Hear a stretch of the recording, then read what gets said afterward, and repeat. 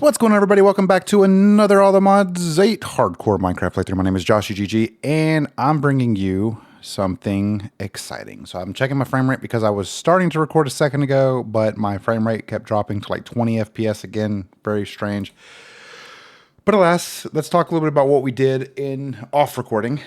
First and foremost, the reactor right there, I upgraded the cabling to blazing and I connected them to the actual system. So now it's able to utilize that resource as well. It is up to 11% right now.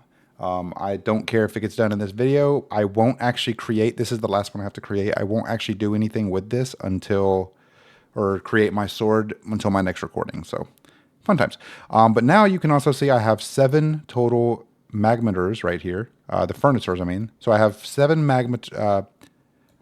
7 of these bad boys, thermal generators, not magmeters, the thermal generators in the back, and then 7 furnaces in the front.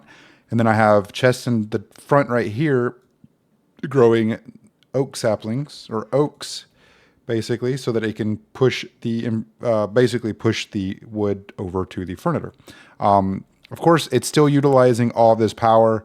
You can see it has used up all of this. It's basically used up everything but the thermo generators here. For the most part, most of these still have something in them. And it's utilizing this slowly but surely. And it's also going to have to go through this. So it'll probably get up to about 30% before it dies down, but that's not what we're focusing on here in this video. In this video, I actually had a plan, but I completely forgot what said plan was. So I'm going to pretend like I remember, and give me a second. Let me try to remember. This is so bad. So I can go back in here. Okay, so I did create one of those by accident, but it's fine. And you'll notice I am up to a level 115 now. I went into my mob farm and I sat through and basically jolted all of the beautiful experience from the mob farm. I love it so much sometimes. What was I going to do? I genuinely forgot what I was going to do. I had a plan, and now that plan is gone. Let's take my jetpack and charge it just real quick. And you also know what I need to do is I need to grab the totems of undying from in here, because I have a lot of these that I need to go through and add over here. You can see I'm going to have over 200 totems of undying here in a little bit. What did I just pick up? Rotten flesh. I don't understand. I don't understand why I keep getting rotten, like randomly picking stuff up. I don't think anything is dying in here.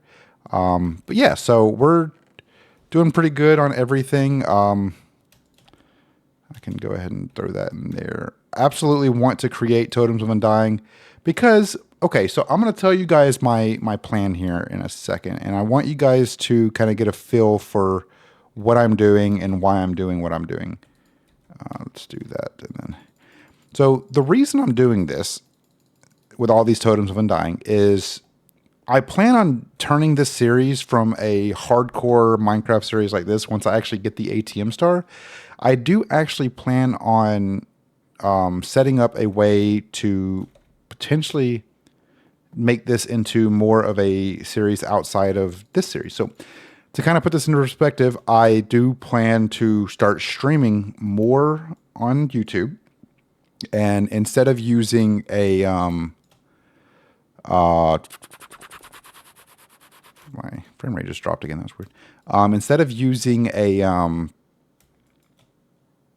server like the one I was, for instance, the All the Mods 9, just a single player one, I plan on setting up a way to instead go more or less where I basically start streaming on this while I am doing another different series. I'm very bad at explaining things like that, but the best way to understand it is my goal is to turn this into my stream server, stream world, after I get the ATM star, just so that I can continue playing on this one and continue building out. And then, of course, I will start another mod pack on the hardcore series. So I do plan to turn this this playlist that's in this one into I do plan to turn the playlist that houses all of these videos to something a little bit better, i.e. Naming it like All the Mods 8. And then even the streams will go in there. I don't know if this is going to work. This setup right here is going to work. So I might need to move it. But I don't know how I could get it set up. Or I'm just going to keep it there and then try it whenever I get the last piece that I need. If I do get the last piece I need in this video, then I will do this. So actually, let's go see how far it's come. I'm pretty sure everything's probably dead by now. It's at 33%. This is pretty much drained. This is draining right now. This is probably drained. Yep. This is completely drained. All of these are likely drained. Yep. So that's definitely not a problem per se, but it's definitely something that I'm going to have to continue working on to get better power solutions. So it's up to 35%. All of these rods are still actively running appropriately. But yeah. So I guess since we're early in the video, and I know most people typically won't watch later on, then like they won't watch very late into longer videos. I wanted to talk a little bit about the goal and all of the stuff down below. I made an announcement on my Discord basically saying, hey, the idea here is that I want to build out a way to support and give back to the people who provide support for this community. And when I say provide support, in the future, whenever we do get a support or join button similar to what other YouTubers have to quote unquote monetize their streams or their recordings, I'm not necessarily aiming to monetize anything on this channel.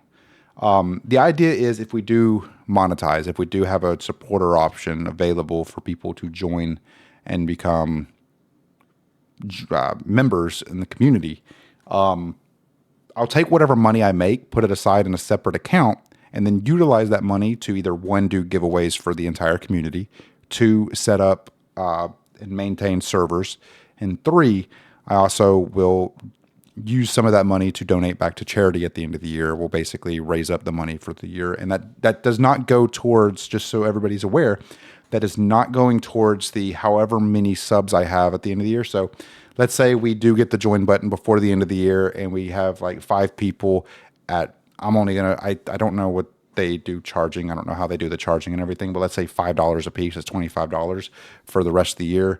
Let's say 4 months, that's $20. No, 25 times 5. It was $100. We'll just say $100 even.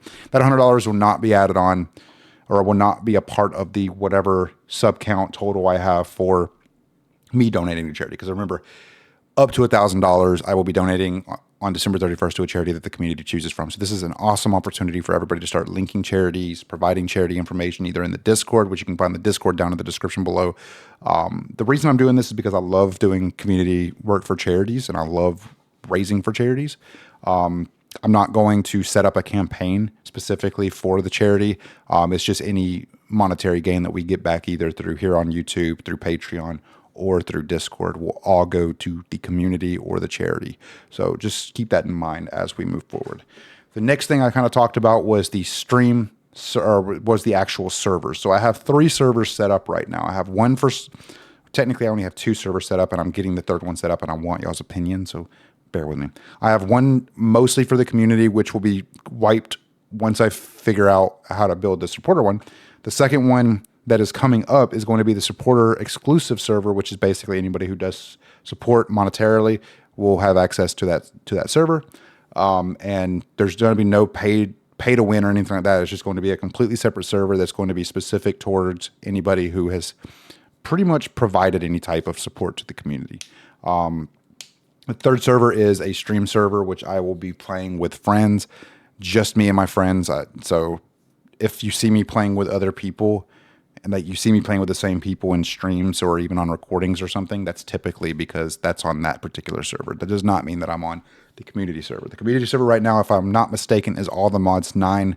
And the idea is to have a spawn point set up for all the servers where there's going to be basically a building and everything, and you pick which way you go.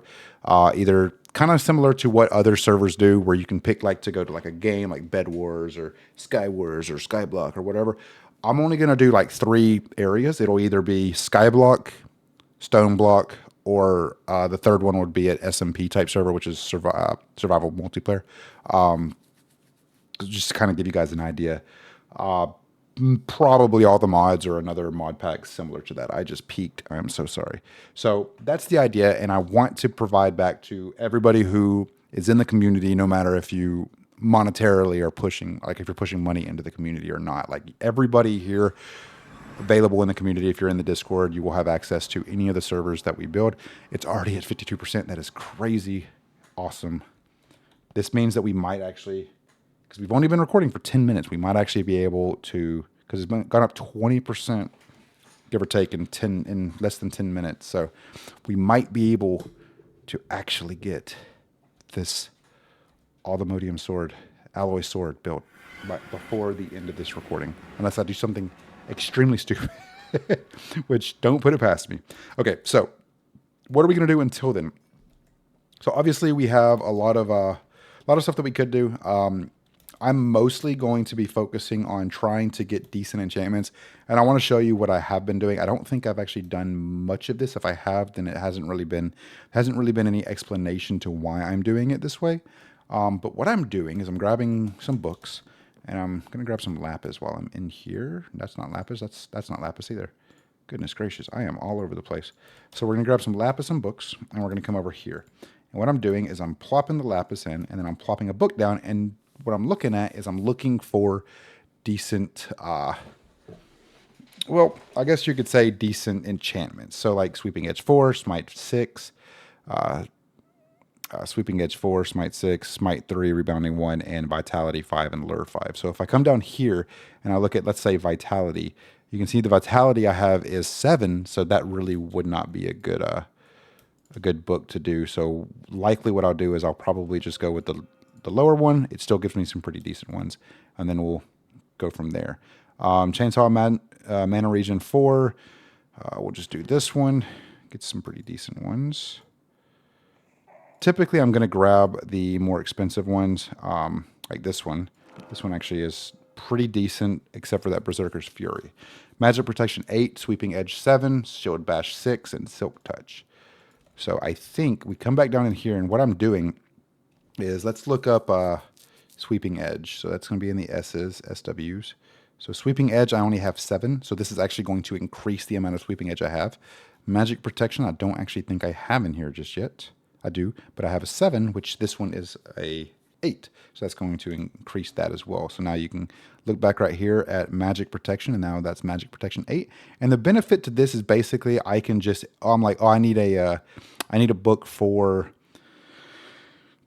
Punch. I just do that, and then I get the book. So it doesn't really do me any good right now, so we'll just throw those in there. But that's kind of what I have been doing, and I've also, this sword right here, I've kind of been going in and seeing what I can get enchantment-wise right here. This is really bad.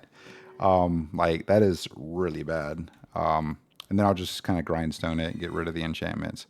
I don't really need a sharpness 1 sword.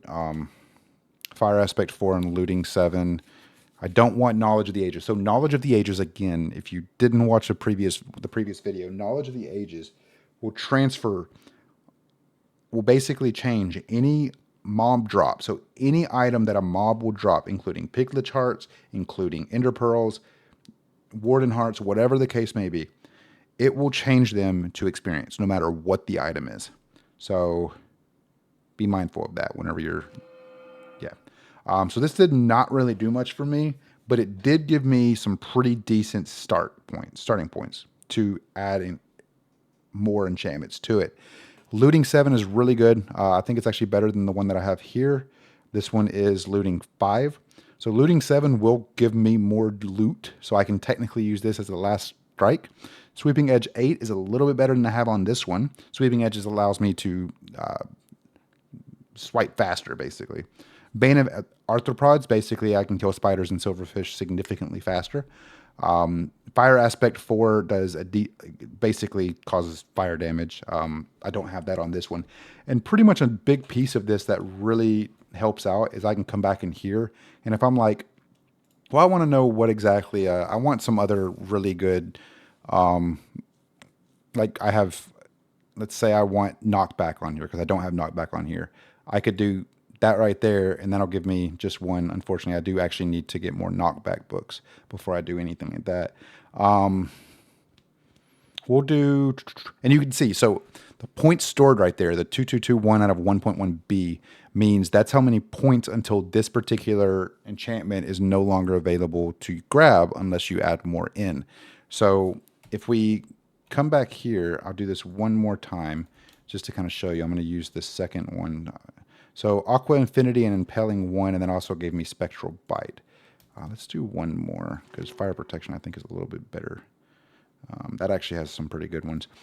So we're going to look at, let's say, Quick Draw, because I have a Quick Draw one in here. I could just search it up over here. Okay, so you see Quick Draw right there. It has 32 out of 1.1b with a Quick Draw 5. This one's only a Quick Draw 3, so I put it in, and now it's 36. So you can see it does increase ever so slightly. So this one again has 6. Plop that one in, now it has 7. So take in mind that it's not going to be just one singular point each time you put a book in or an enchantment in. It depends on the significance of the enchantment, I guess, like the level of it. You know, so let's go take a look at what our Energizer's doing here. If it is getting any closer, it is at 66%. So in 6 minutes, gone up about 15%. So of course it is going to be significantly slower. There are surprisingly 4 of these rods that are maintaining significant power, which is actually that's good progress. Which means adding this, and this to it, as well as the 6 other furniturers, significantly helped with the power flow of this particular setup. And I can still, just so everybody's aware, I can still automate it by putting the automation over here on the side rather than having it go towards the back right there. It doesn't necessarily matter which side I'm facing or anything of that sort. I just need to do some type of automation here. And the way that the automation works is you basically have 4 separate machines that you'll set up right here. One of the machines will basically say, I'll do it like an auto crafting recipe. It'll push it out and then it'll go through. I'll have to watch JawshyGG's actual explanation on how to do it and like basically write it down step by step or follow along with it while I'm playing. So I might end up doing that automation stuff as well as the auto crafting stuff off recording. But we'll see what happens with that. But the machine that'll be kind of like right above it will actually be the one that sucks it up and puts it into our overall system. So instead of it just sitting here and me having to come and right click it, which I really don't want to right click that because that's at 70%. And this stuff takes a while to recharge and reload experience or the energy and whatnot. Basically, it's just, I'm likely going to end up AFKing for a while. I tend to look at the days played, the 546 days played so far, and I'm like, well, you see, I mean, I could technically say that it's a lot, but then again, I also have to look at the realistic point of view where it's like, it's not a lot because of the fact that really I've been AFKing a lot. It's just, yeah, there's a lot to it. So I will have to kind of maintain that mindset to where I'm not just telling myself, well, you've done 100+ days already. You've already basically failed a challenge that if you were to have done 100 days, don't judge me, okay? I'm doing my best. Anyway, so yeah. Let's see here. So we're pretty much just waiting for that one last alloy ingot to finish up. I do have that place chunk loaded, so I will basically, I don't have to necessarily be in there. I am in the meantime going to, I don't know why, I hate that it automatically just pops me straight in there.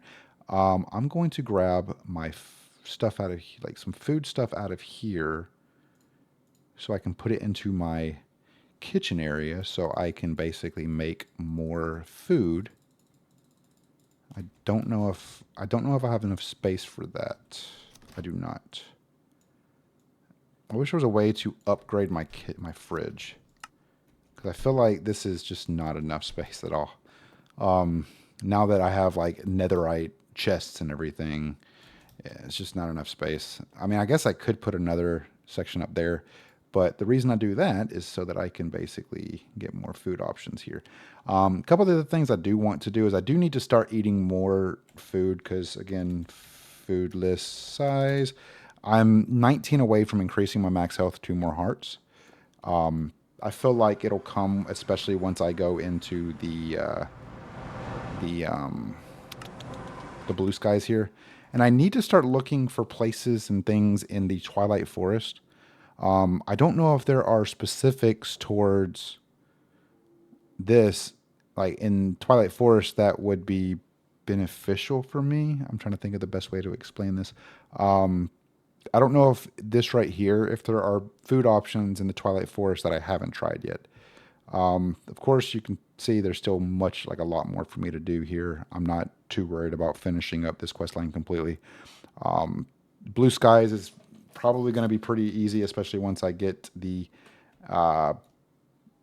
Artemodium alloy sword, because that thing does a ridiculous amount of damage, and I am very much ready for it. So I guess really what we'll talk about while we're waiting for this to finish is kind of go over likely the next couple of videos, because like I said earlier, I'm planning mostly to begin the process of doing more explorations, explorative type of stuff after I finish creating this alloy sword.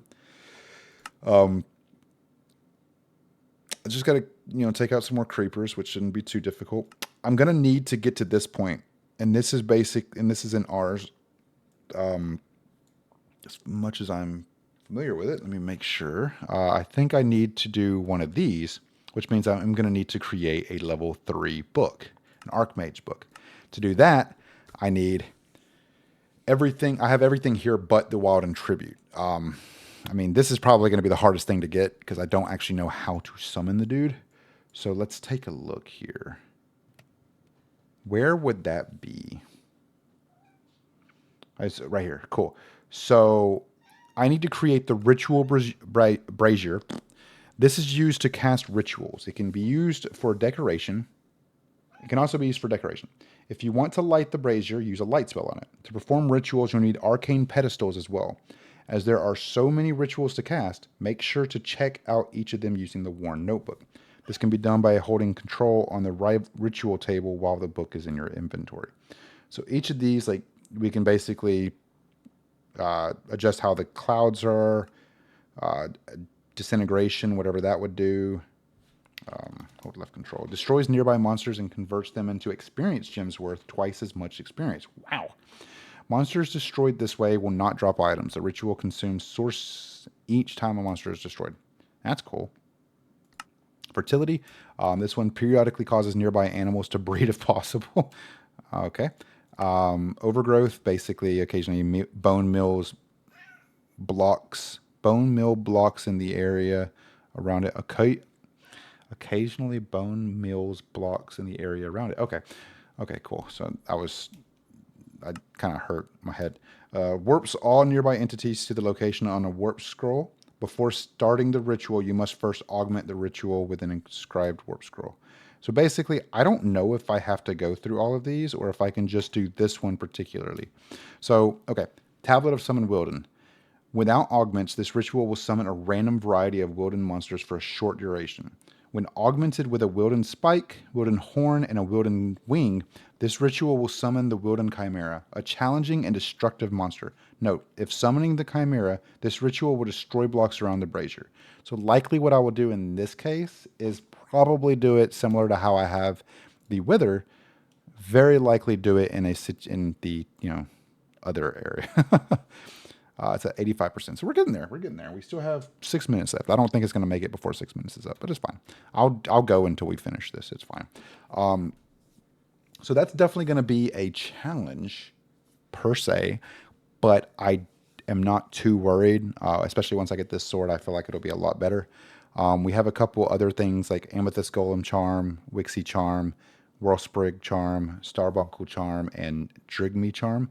We can basically summon help to assist us in our battles or endeavors.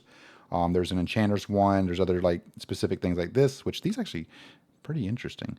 This bow can be inscribed with a spell using a scribe's table. At the cost of mana, arrows will become spell arrows and will apply the spell on their target. If you have no arrows, a spell arrow will deal 0 damage. That deals 0 damage will be cast. If there is not enough mana, regular arrows will be fired instead. The Enchanter's bow can also use special augment arrows that empower the inscribed spell. Interesting. Okay. That's cool. Sweet. So pretty much this is the only one that I really have to do anything about. I need to start doing a little bit more with ours because ever since I started dealing with like power and all that stuff, I really have kind of neglected this entire category because a lot of these are super convenient. Why did I? Okay, I need to get you down before. Sorry, my cat jumped up on top of me and I was giving her love and affection, and then I had a really strong inclination that she would end up causing me to accidentally right-click on this whenever I was looking at it. So it's at 89%. We're so close. But basically, I'm planning to do some exploration. I might, in the next few videos, utilize the next few videos specifically for the blue skies. Now, take in mind, I have done and I have played through both Everbright and Everdawn quests before, mostly in Better Minecraft. The perspective of this particular instance is that these basically, I have to get tools to progress through it. Tools within this particular environment. So, for instance, I have to go and get a blue sky stone pickaxe, metal. I have to create metal tools with a queet. And then I have to start going for the starter dungeon, which even if my tools don't work, they'll still work. It'll just be significantly slower. So I'll be able to do pretty much all of this stuff. Now, take in mind, these are not required. None of these are required to move forward. I do plan to get all of this stuff done specifically so that I can complete off this entire block. I still need to do the same with the Twilight Forest. Of course, the big thing that I need to do is beat the Lich King a couple more times so I can get the different scepters.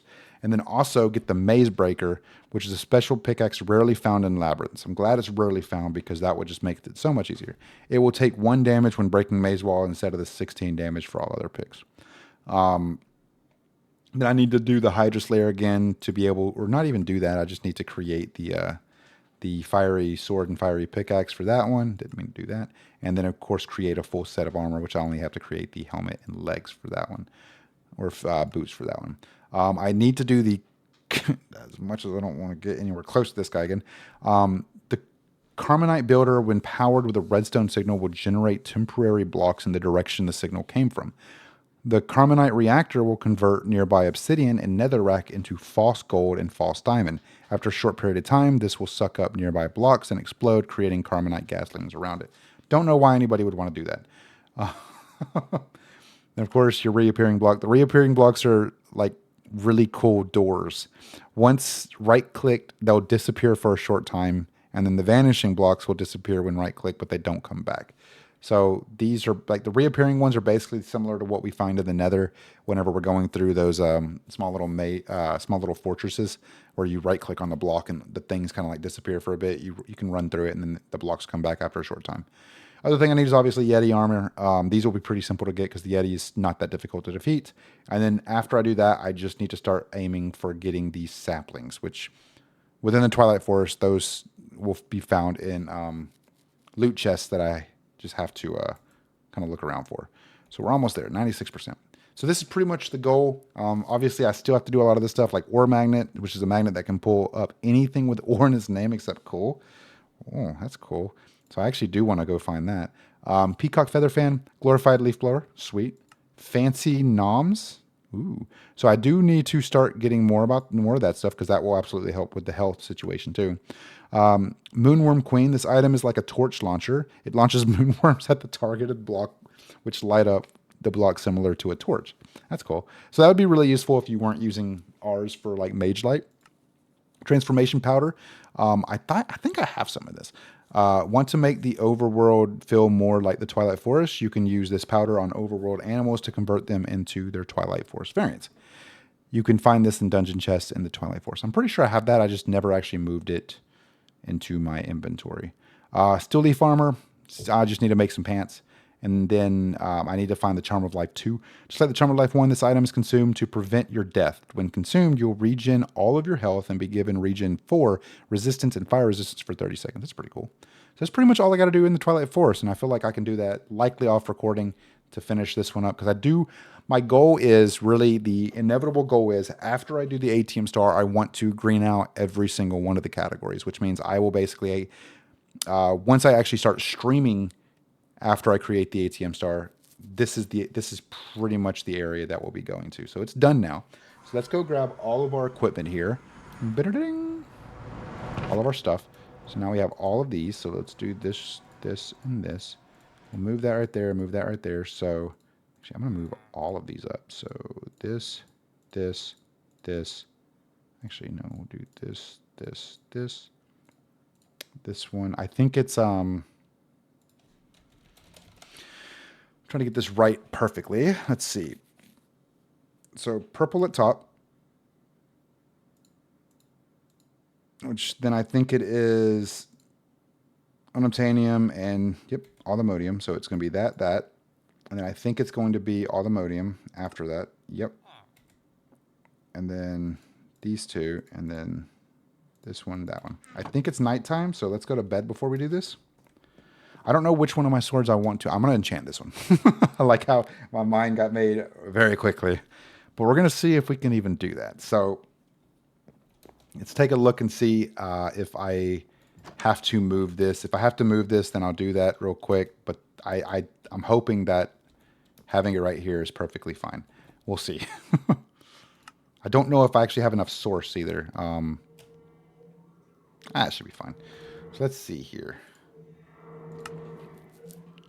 So it's going to start right here. So do, do, do, do, do, do, do, do, do, do, do, do. Oh my goodness.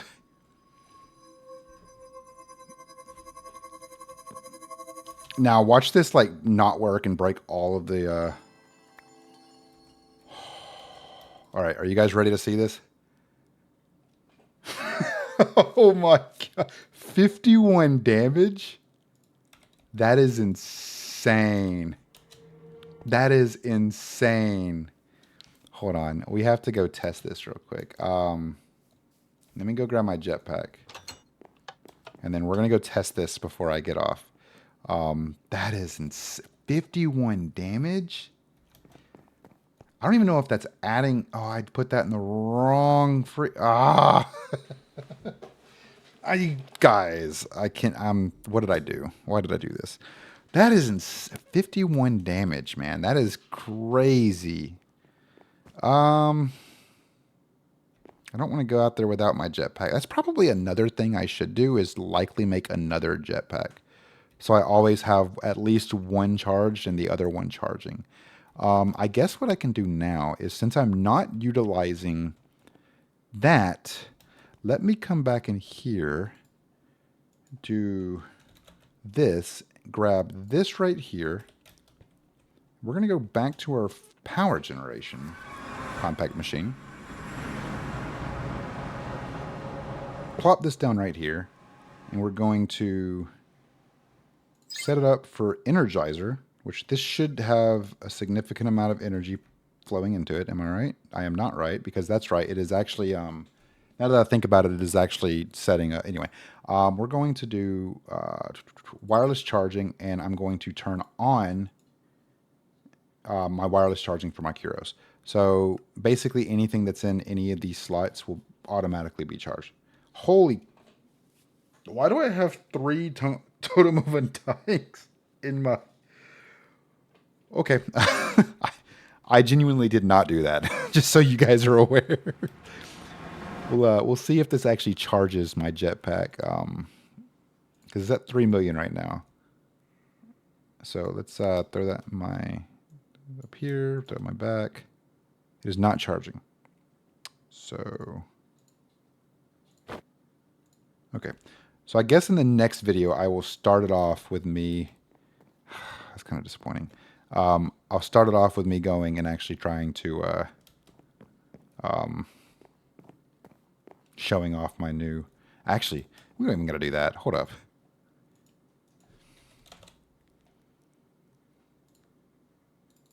I need to get more soul sand. Remind me to get more soul sand. I know exactly how to do that. I know exactly how to test this. Do I have grass? I do not. That's fine. That's fine. Actually, hold up.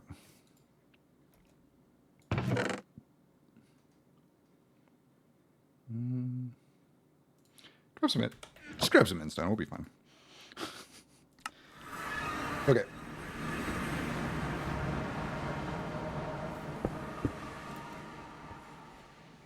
Oh no. Hold on. I need to grab the I forgot I didn't put the tinted glass back. That would have been terrifying if I had tried to do that. I can't fly right now. 1, 2. Perfect.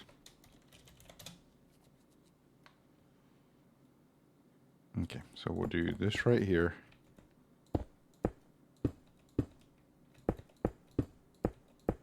Okay. Cool. All right. So we'll do this, and this, and this, and this. I'm going to throw you right there. All right. Let's see how strong this sword really is. I have a feeling it's going to be wonderful. Let's set that down now. Oh, I didn't even...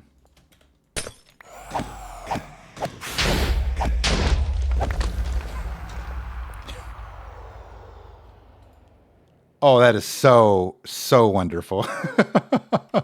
That is incredible. I am so happy now. Like, you guys, I don't know if you realized. But anyway, we now have our Automodium alloy sword. So now we can come back in here, go to our Automodium, and now get our lucky reward, which is a kind of useless. I mean, it's not terribly useless, but it's like, it really doesn't do me any good right now. Unfortunately, unless I set up like separate power sources. I mean, it's just this, like, it's just one of those. So really, it doesn't do me any good, but I guess it's a thank. I mean, I'm thankful either way. But yeah, thank you guys so very much for watching. We have now made a huge step in the right direction. There's so much more we got to do here, though. Obviously, I still need to make an axe and I still need to make a shovel, but that will come in due time. These right here are pretty much going to be the next big steps for us once we actually start moving towards that direction.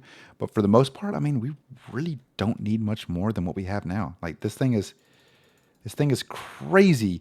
And it's going to be awesome because look how fast my little sword icon goes. That's how fast I can attack. Like this right here is if I really want to get the most out of everything, but I can really go kind of crazy with it. But regardless of that, my name is JawshyGG.